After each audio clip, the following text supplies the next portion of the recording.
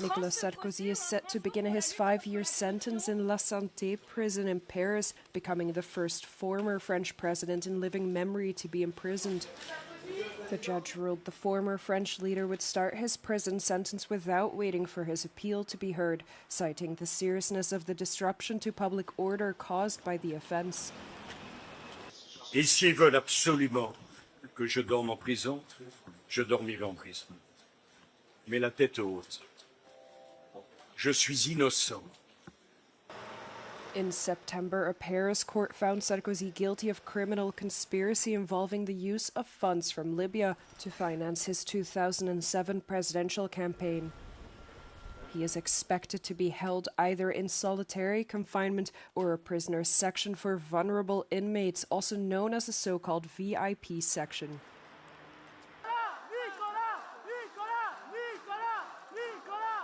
What you see behind me are the walls of La Santé prison, where Nicolas Sarkozy has just arrived.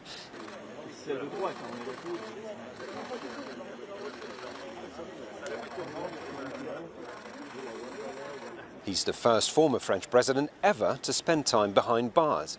He's starting a 5-year sentence for criminal conspiracy, accused of overseeing a scheme to take money from Libya to fund his 2007 campaign.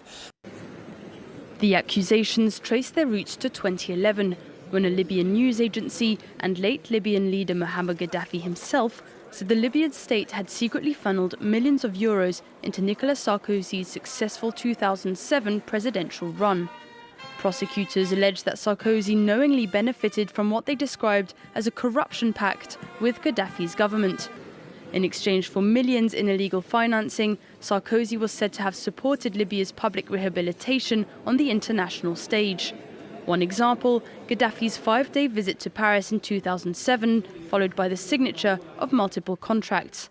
Alongside Sarkozy, 2 suspected intermediaries were also at the heart of the case: entrepreneur Alexandre Giori and French-Lebanese national Ziad Chekheddine, who passed away a few days ago.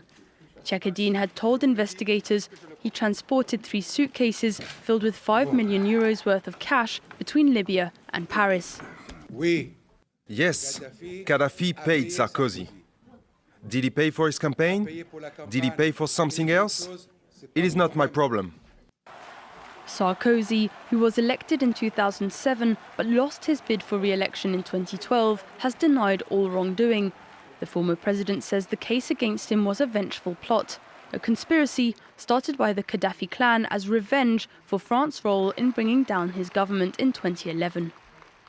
He denies this accusation. It's absurd.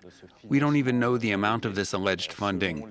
According to those interviewed, we have 5.6, 50 million, 400 million. We don't even know what currency it is.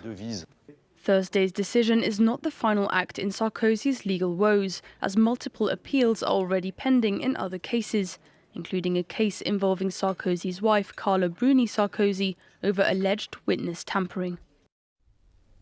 In Libya, Prime Minister David Cameron has flown into Tripoli, followed by French President Nicolas Sarkozy. The two, who spearheaded the West's military intervention, are the first senior foreign leaders to visit the country since the toppling of Muammar Gaddafi. It is understood they will meet National Transitional Council leaders in Tripoli before flying to Benghazi, where they are expected to speak in the former rebel stronghold's Liberty Square. NTC Chief Mustafa Abdul Jalil has pledged the safety of the two leaders. David Cameron's office confirmed the two had met with Libyan leaders this morning after their arrival. Their visit is seen as a victory lap for the two, who are hugely popular in Libya, where common graffiti slogans include "Merci Sarkozy" and "Thank you Britain." A day after he resigned from Parliament, former Prime Minister David Cameron has been targeted in a damning parliamentary report into the 2011 coalition-led intervention in Libya. MPs say he failed to develop a coherent strategy as Prime Minister. The report also accuses the French, US and British-led coalition of not carrying out proper intelligence, of shirking their moral responsibility after Muammar Gaddafi died, and of focusing exclusively on military action instead of negotiations.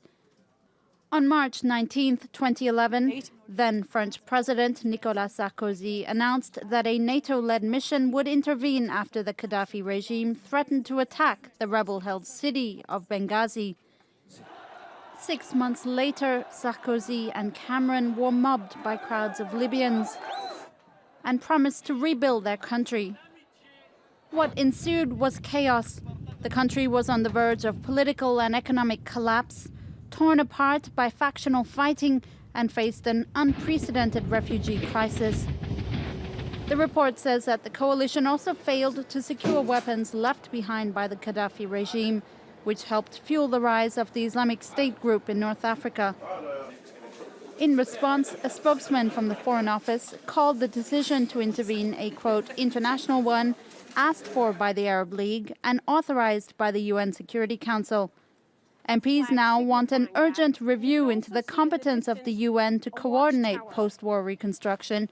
They say it's important given that the UN may be called on to coordinate similar missions in Iraq, Syria or Yemen.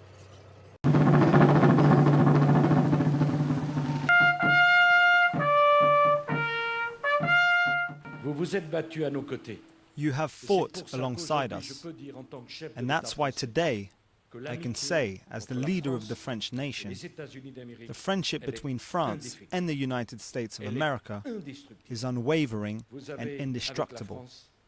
In France, you have a steady friend, an independent friend, a friend with his own ideas and temperament, but an unwavering friend.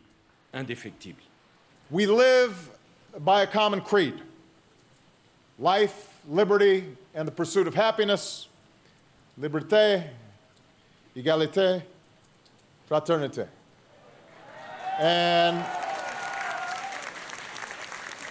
And in a historic first, our NATO allies, including France and especially the extraordinary leadership of President Sarkozy, helped us to conduct 90% of our strike missions. 90%.